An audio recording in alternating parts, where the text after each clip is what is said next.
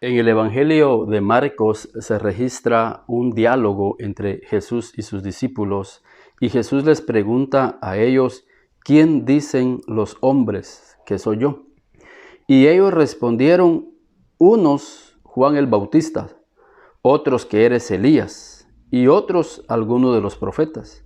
Pero Jesús le preguntó a ellos: ¿y vosotros quién decís que soy? Respondiendo Pedro le dijo: tú eres el Cristo. Y creo que el Señor Jesús hizo esta pregunta a sus discípulos porque a Jesús le interesaba saber qué pensaban los discípulos acerca de Jesús. ¿Qué interpretación, qué percepción tenían ellos de Jesús? Si nos damos cuenta, aquí hay dos grupos de personas que tenían una percepción diferente a la percepción que los discípulos tenían de Jesús. Obviamente la percepción de los discípulos era la más acertada, era la más correcta, porque los discípulos de Jesús habían entablado una relación íntima, una relación cercana con Jesús, mientras los otros tenían una percepción lejana de Jesús, porque asimismo era su relación. Qué importante es la percepción. Ahora, cuando hablamos de percepción, es la forma en que interpretamos lo que vemos, y de acuerdo a esa interpretación son nuestras ideas. Y por esas ideas, así es también como vivimos. ¿Y qué tal si esas interpretaciones son equivocadas? Por eso Jesús quería saber qué pensaban, qué interpretaban de Jesús. Como vemos aquí en la imagen, vemos ahí una figura. Y en esta figura lo que vemos es precisamente lo que es la percepción. Si usted se fija en lo rojo, usted va a pensar que es una copa. Si usted mira lo blanco, va a pensar que son dos caras viéndose.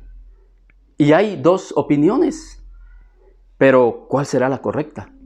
Y de eso se trataba la pregunta de Jesús: ¿quién dice a la gente que soy yo? Pues ellos tienen una percepción religiosa, pero la percepción nuestra es una revelación apegada a la realidad, porque hemos estado nosotros con Jesús, hemos caminado con Jesús.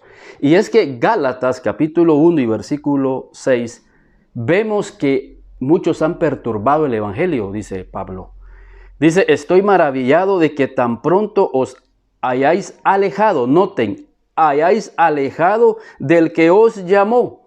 Cuando nosotros nos alejamos de Cristo, cuando nosotros dejamos de tener una relación cercana con Jesús, como la que tenían sus discípulos, entonces empezamos a tener una percepción equivocada del evangelio. Noten: estoy tan maravillado que tan pronto os hayáis alejado de aquel que os llamó por la gracia de Cristo para seguir un evangelio diferente. Y no dice que haya otro evangelio, sino que muchos lo han pervertido, porque como se han alejado, han empezado a tener una percepción equivocada de lo que es el verdadero el evangelio. Por eso es que cuando Moisés iba a levantar el tabernáculo, la orden de Dios para su vida fue en Éxodo 25:40. Hazlo todo conforme al modelo que te fue mostrado en el monte. Moisés, para poder recibir una revelación del modelo que a Dios le agradaba, Moisés tenía que haber subido al monte. Y ahí estuvo 40 días teniendo una relación íntima con Dios. Esa relación íntima que tuvieron los discípulos con Jesús. Y por eso ellos tuvieron una revelación exacta del modelo. Porque ahora el modelo es Cristo. Y si nosotros tenemos una relación cercana con Cristo, nosotros vamos a tener una revelación de ese modelo. Por eso Pablo captó el modelo. En Gálatas capítulo 2 y versículo 20 dice: con Cristo estoy juntamente crucificado, y ya no vivo yo, mas vive Cristo en mí. O sea, Pablo captó el modelo e incorporó el modelo a su vida, que era Cristo. Porque Pablo tenía una relación cercana con Cristo, tenía una intimidad con Cristo, era un hombre de oración, era un hombre de ayuno, era un hombre que tenía esa relación íntima y por eso él captó esa visión. Y dice a sus discípulos, sed imitadores de mí como yo de Cristo. O sea, Pablo incorporó el modelo de Cristo a su vida. Pablo tuvo una interpretación de lo que era Cristo y lo llevó a su vida.